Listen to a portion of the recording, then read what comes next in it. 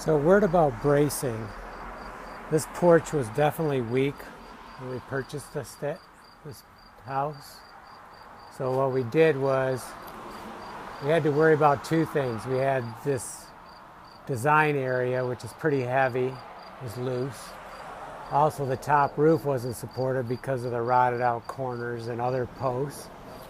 So I ended up putting in about 12 of these 2x6s, cut to length. I measured the one area where it had not dropped, took that measurement, and then made all the others.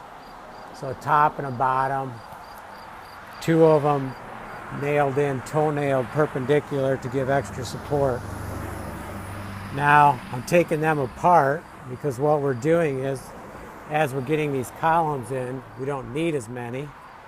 And also now, because we have a solid base to work from, we can use a support that goes up to the edge of the roof.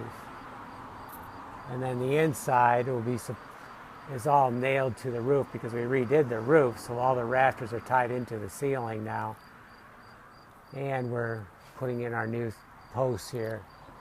So now we're going to take them apart, do a few of these, because we have to get the roof up to the right level. And in doing so, we can't have these in the center because they'd be falling down on us, which almost happened already.